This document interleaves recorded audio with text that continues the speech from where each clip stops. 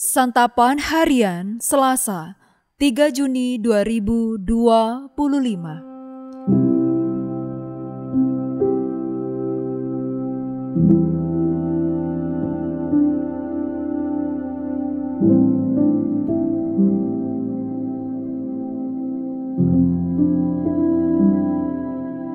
Inilah program Santapan Harian, sebuah program yang mengajak Anda menelusuri isi Alkitab, agar Anda menemukan makna firman Tuhan sesuai dengan konteksnya. Santapan Harian tertuju bagi Anda yang ingin memiliki kehidupan rohani yang segar, kuat, dan sigap. Hari ini kita akan membaca Bilangan pasalnya yang ke-27, ayatnya yang ke-12 hingga ayat 23. Namun sebelumnya, mari kita berdoa. Di dalam perkataanmu kami hidup dan berjalan. Ajarlah kami untuk mengerti dan melakukan firman-Mu.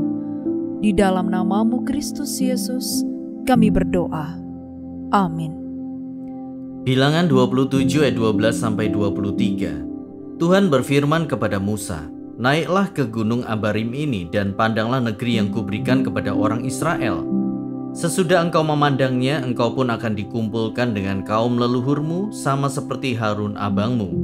Karena pada waktu pertengkaran umat di padang gurun Sin, kamu berdua telah memberontak terhadap titahku untuk menyatakan kekudusanku dengan air itu di depan mata mereka. Itulah air Meriba dekat Kades di padang gurun Sin." Lalu Musa berkata kepada Tuhan, "Biarlah Tuhan Allah dari roh segala makhluk mengangkat atas umat ini seorang yang berada di depan mereka ketika berangkat perang dan pulang, dan yang memberangkatkan mereka serta memulangkan mereka, supaya umat Tuhan jangan seperti domba yang tidak mempunyai gembala." Lalu Tuhan berfirman kepada Musa, "Ambillah Yosua bin Nun, seorang yang penuh roh, letakkanlah tanganmu atasnya. Suruhlah ia berdiri di depan Imam Eleazar dan segenap umat, lalu lantiklah dia di depan mata mereka. Berilah dia sebagian dari wewenangmu, supaya segenap umat Israel mendengarkan dia. Ia harus berdiri di depan Imam Eleazar, supaya Eleazar menanyakan bagi dia keputusan melalui Urim di hadapan Tuhan. Atas titahnya Yosua, beserta semua orang Israel, segenap umat itu akan berangkat, dan atas titahnya mereka akan pulang." Musa lalu melakukan seperti yang diperintahkan Tuhan kepadanya. Ia memanggil Yosua dan menyuruh dia berdiri di depan Imam Eleazar dan segenap umat itu. Ia meletakkan tangannya atas Yosua dan melantiknya, seperti yang difirmankan Tuhan dengan perantaraan Musa.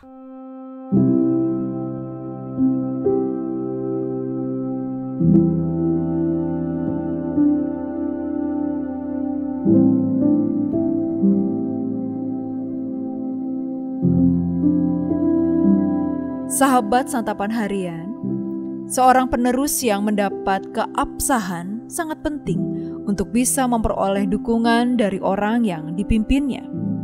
Musa menerima bahwa tugasnya memiliki batasan.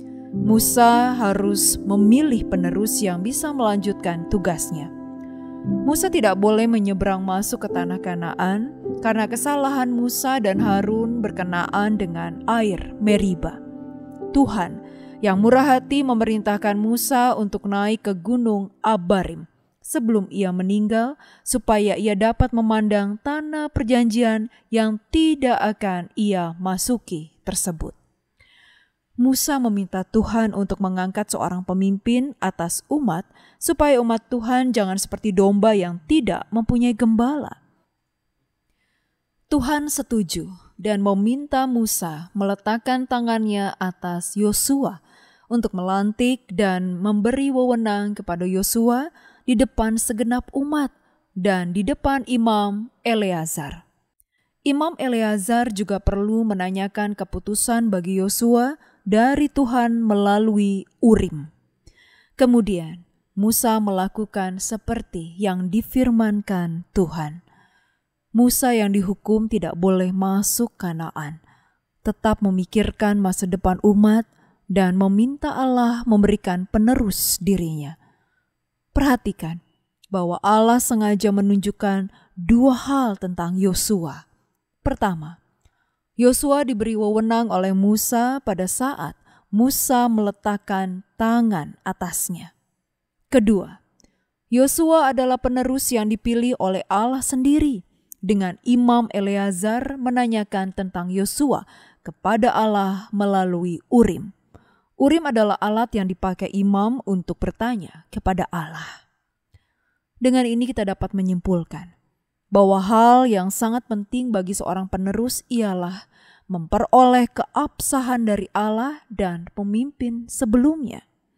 Dengan demikian, orang yang akan dipimpin mau menerima kepemimpinannya. Sangatlah penting bagi kita untuk berupaya mempersiapkan seorang penerus.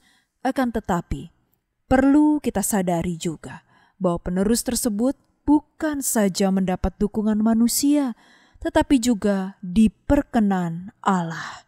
Dengan demikian, kepemimpinannya dapat berjalan lebih mulus.